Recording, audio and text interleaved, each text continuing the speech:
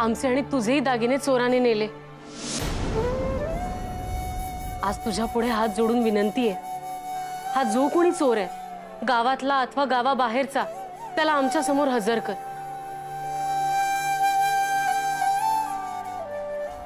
काय ग मंदा, सुलोचना आणि बयो दिसत नाहीत त्या? मी आणते बोलाव। हा,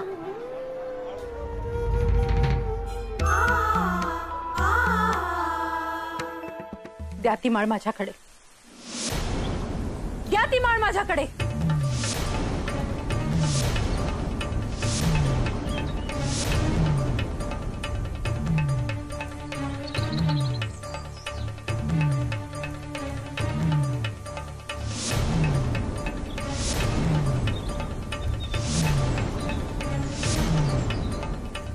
या गावातल्या लोकांनी दिवस रात्र कष्ट करून एक एक पैसा गाठीला बांधून आपल्या लेकी बाळींसाठी मोठ्या प्रेमाने घडवलेले दागिने आहेत हे।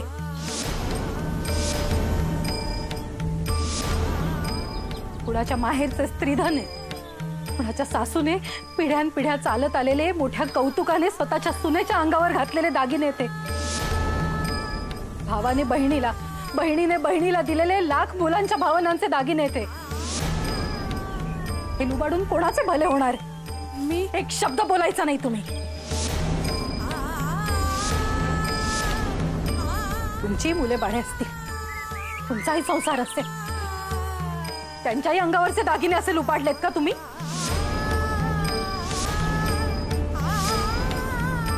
मी जा इथून। मला हे प्रकरण वाढवायचं नाहीये म्हणून केवळ सुटका होते तुमची, हे लक्षात ठेवा।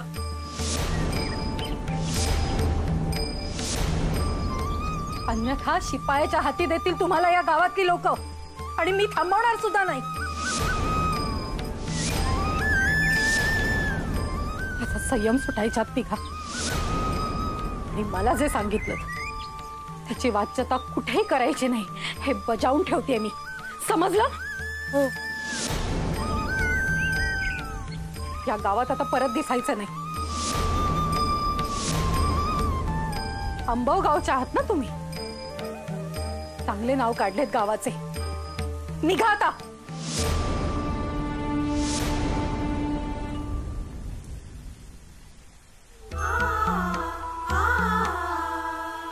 आई, आता काय करायचं? या संपूर्ण गावाचा आणि देवीच्या दागिन्यांचा प्रश्न आहे। याला कोणताही निर्णय परस्पर घेता येणार नाही। पण आई, हे उघडकीस आले तर मोठा गहजब होईल।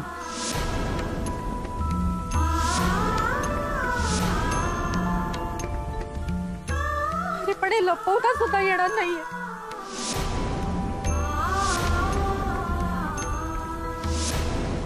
आई, तुम्हाला देवळात बोलवलंय लगेच। काय झाले? तुम्ही सगळे असे का दिसताय?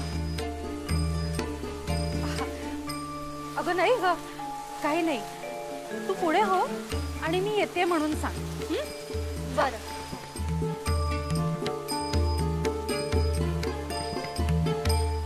सदा, यशोदे, मी जाते हो देवळात, तिथे बघते काय परिस्थिती येते। पण कृपा करून आता जे काही कळले त्यातले अवाक्षरही कोणासमोर काढू नका। हो आई, पण आई, गावातले सगळे पुरुष गावभर गस्त घालताय, त्यांना काय सांगायचे? सध्या काही नको, मी बघते काय ते, मला विचार करू दे जरा। देवीच्या कृपेने सत्य काय ते आपल्या समोर आले, तो पुढचा मार्ग तीच दाखवेल। हो, हॅलोच आम्ही। यशोदे, चल माझ्याकडून।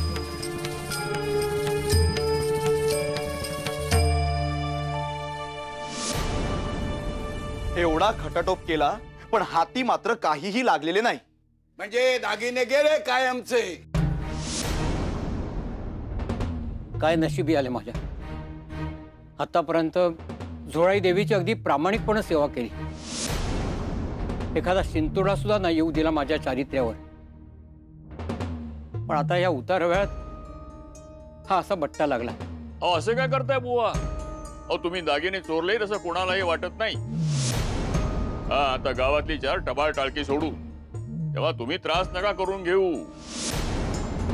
आता वाईट वाटणार, तगमग होईल हे खरे, परंतु हो, दागिने मी चोरले नसले तरी ते त्याचं रक्षण करायला मी असमर्थ ठरलोय ना.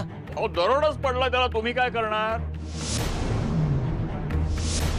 आता त्यावेळी हजर असता तर तुम्ही प्राणाची आहुती दिली असती हे नक्की, पण जे घडले ते एक आपत्ती आहे, तुमचा काही दोष नाही त्यात. बुवांच्या जागी दुसरा कोणी असता तर इतकी नरमाईची भूमिका घेतली असतात का तुम्ही?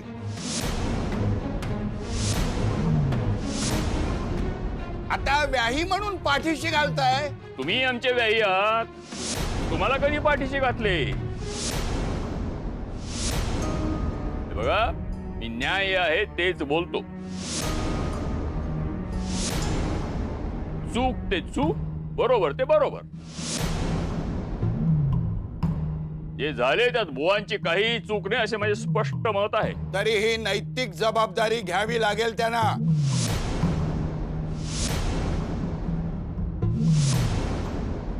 तेव्हा यापुढे मंदिराच्या विश्वस्तपदी या पटवर्धनांना राहता येणार नाही.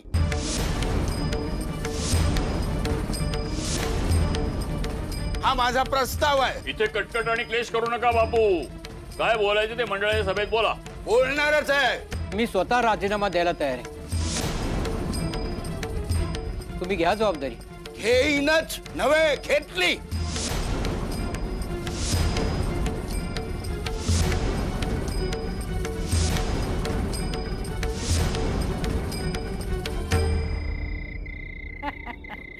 चला, आजचे सगळे कार्यक्रम छान झाले. उमेना अगदी सागर संगीत पुजली हो शुक्रवारची सवष्ण. होय तर छान आयते बसून निवांत जेवण झाले. पण पुरुषांसाठी स्वयंपाक करावाच लागला. एक दिवस काही विश्रांती मिळत नाही बायकांना. दिवस रात्र चक्र आपले चालूच. अगं गोदे, तक्रार केली ना की जड होतं काम, ओझे होते त्याचे. प्रेमानं केले म्हणजे तेच काम हलके होते. बाई बाई बाई बाई बाई 2 दिवस त्या दागिन्यांच्या गोंधळात गेले. कधी नव्हे ते आज जरा गोडाधोडाचं जेवलो, झिम्मा फुगडी खेळलो, सुखाने गेला आजचा दिवस. आता व्याख्यान नका देऊ तुम्ही. नाही देत तर देऊन तरी काय उपयोग आहे? गाढवाला गुळाची चवती काय? तू काय दात काढतेस ग? हो, तुला हसायला काय झाले? मी काही तिला गाढव म्हटले नाही, म्हण सांगितली. तिला काय वाटलं? तिला गाढव म्हटलं. काढा, दात काढा तुम्ही. त्या दुष्ट चोराला खूप त्रास होईल. देवीचे आणि सगळ्या बायकांचे दागिने चोरले त्याने. विशेष म्हणजे माझे दागिने चोरलेत त्याने. माझा तर शापच आहे त्याला आणि सगळ्या बायकांचा सुद्धा.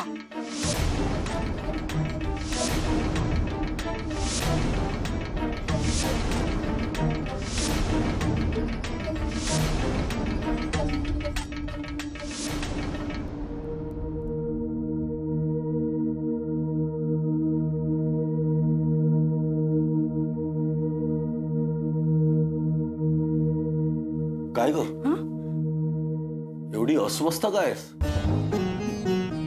नाही, काही नाही.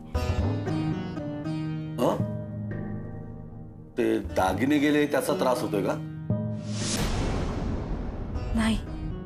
मग म्हणजे हो, अहो होणारच ना त्रास.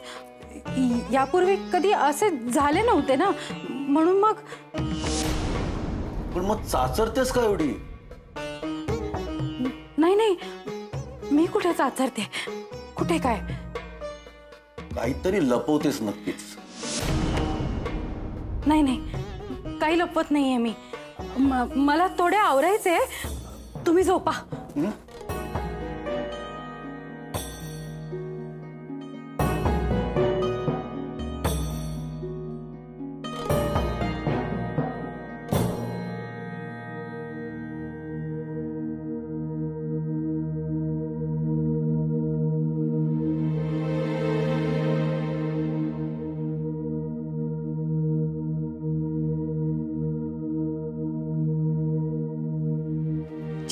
घोर लागलाय हे विपरीत कळल्यापासून.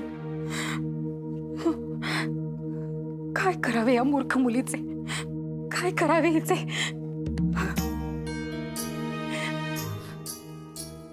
आई तर काय करणार? अयो, मला मला काही सुचेनासेच झाले हो. माझी तीच गत झाली. हे असले उफराटे उद्योग करायची गरजच काय म्हणते मी. जीवाला घोर लावला या पोरीने. आता काय करायचे?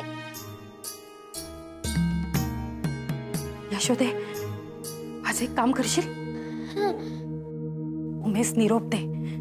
परसदारी बारकूच्या खोलीत मी तिला भेटायला बोलवले. आणि मी तिला भेटायला बोलवले हे या कानाचे त्या कानास कळता कामा नये. आले लक्षात? हो. जा, लवकर जा. हो.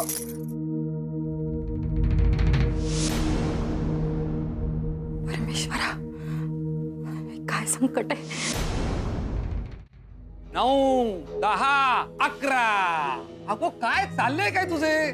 मगापासून बघतोय फेऱ्या मारतेस. अगो काय झालंय काय? एवढी काय अस्वस्थ आहेस तू? ते जाऊ दे. इकडे इकडे बैस बैस. अगो खरी मजा तुला सांगायचीच राहिली. अगो मी निघालो ना बायका आल्या म्हणून, तर बाहेरच मला कावेरी वहिनी भेटल्या. मला म्हणाले थांबा. तशी मी म्हंटले बायकांच्या कार्यक्रमात मी काय करू. तर म्हणाल्या अहो जोग भाऊजी, तुम्हाला बायकात बाई, मुलात मूल, तरुणात तरुण आणि पोक्त पुरुषात पोक्त होता येतं. त्यामुळे तुम्ही थांबलात तरी आम्हा बायकांची काहीही अडचण होणार नाही.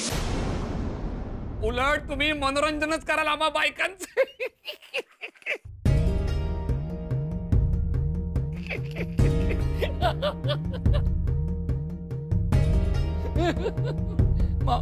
मावशी, मावशी कुठे दिसत नाहीत त्या? त्यांनाच तर शोधत होते मी. शोधत होते म्हणजे? म्हणजे तुला न सांगता परस्पर गावी गेले की काय? कुणास ठाऊक. म्हणजे तुला काहीच ठाऊक नाही त्या कुठे गेले ते? अहो नाही हो. मग पंचायतच आहे, कारण त्यांचा काहीच ठाव ठिकाणा माहित नाही आपल्याला. तो बाळकृष्ण घेऊन आला होता त्या मावशींना, त्यामुळे मी सुद्धा चौकशी केली नाही त्या कुठून आल्या वगैरे. काम छान करायच्या, मुख्य म्हणजे तुला उत्तम सांभाळायच्या. प्रामाणिक बाई होती. आता त्यांना बोलवायचाही काही मार्ग नाही. काय करावे बरे? उमा ते. अरे तू कशी काय यावेळी? ते उमा त्याला बरे नाहीये ना, म्हणून तिच्या सोबतीला आले. वा वा वा, फारच उत्तम. चांगले केलेस हो. अगो त्या मावशी अचानक नाहीशा झाल्या. उमा एकटीच होती. बरे झाले तू आलीस. तिला सोबत आहे म्हटल्यावर मलाही शांत झोप लागेल. दमलोय गस्त घालून. मी जातो आता निजायला.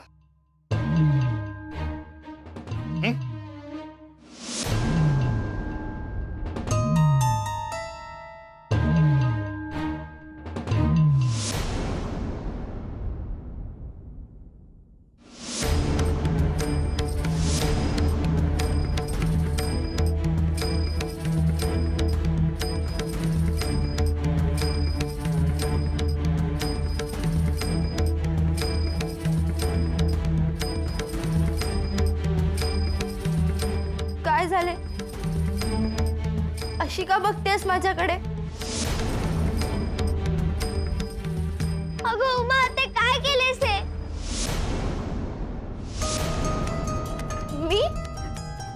मी काय केले? तुझ्या मनाला ठाऊक आहे तू काय केलेस. का केलेस असे? वाटेल ते आरोप करू नकोस. मी काही केलेले नाहीये. तुमच्या आईंनी बोलावले. मी नाही येणार. जा सांग त्यांना मला काम आहे तिकडे आणि तूही जा बघू. तू आईंना खरे काय ते सांग. त्यांची क्षमा माग. त्या तुला क्षमा करते. अगं पण मी काही केलंच नाहीये. मी का क्षमा मागू?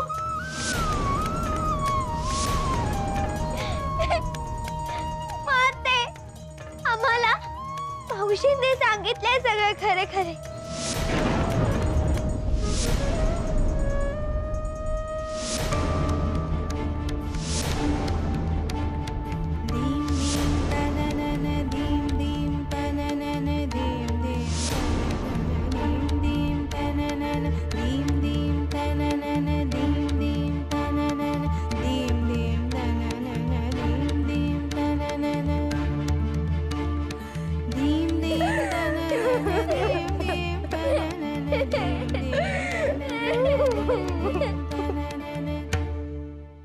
माझे लपवून ठेवलेले दागिने सुद्धा गेले. जळले त्या दागिन्यांखेरीज होते काय दुसरे माझ्या आयुष्यात?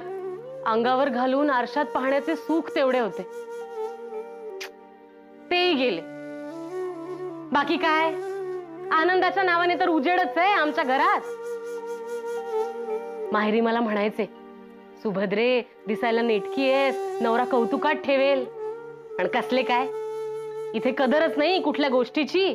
कौतुक तर लांबचीच गोष्ट आहे. 4 दागिने होते, त्यांचाच काय तो आधार होता, ते गेले. तशी मला दागिन्यांची फार हौस नाही, पण राधाताईंचे दागिने गेले याचे वाईट वाटते. कारण त्यामुळेच वयोचे वडील खूप अस्वस्थ झाले. आधीच ती गेल्यापासून त्यांच्या तोंडावरचे हसू मावळलेले आहे. त्यात तिची आठवण असलेले दागिनेही गेले. मिळतील हो, देवीला साकडे घातले ना, मग मिळतील. पण शेवटी खरे सांगू का, खरा दागिना म्हणजे नवऱ्याचे प्रेम हाच असतो.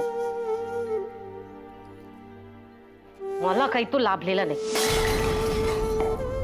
मी म्हणजे यांच्या दृष्टीने दावणीला बांधलेली गायच आहे. पण नारायणाचे तसे नाही हो. राधेवर फार म्हणजे फारच जीव होता त्याचा. शेवटी शेवटी त्याची काय मती फिरली देव जाणे. यांच्या हारी जाऊन वागायला लागला. त्याच कर्माने गेली राधा.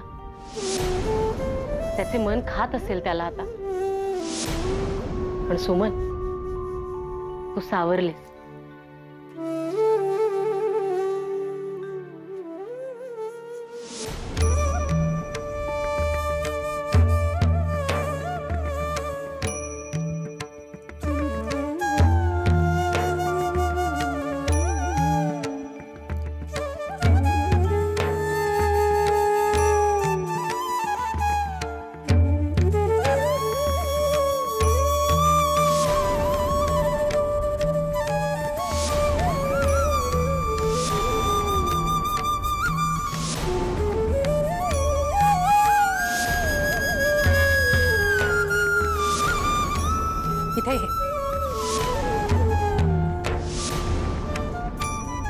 उमे आत ये.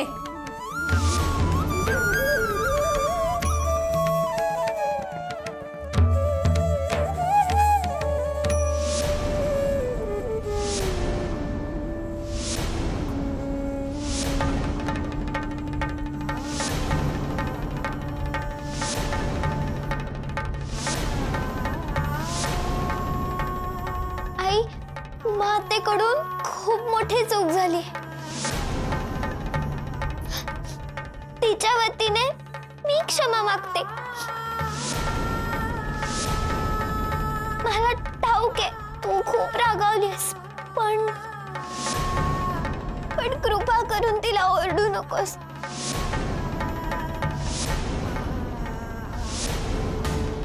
उमे,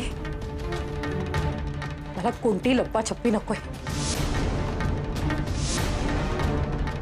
हा सगळा प्रकार अत्यंत गंभीर आहे. मला सांगणार आहे सगळे सगळे खरे खरे सांगायचे. काय विचारते मी उमे? सगळे खरे खरे सांग मला. काय प्रकार आहे हा?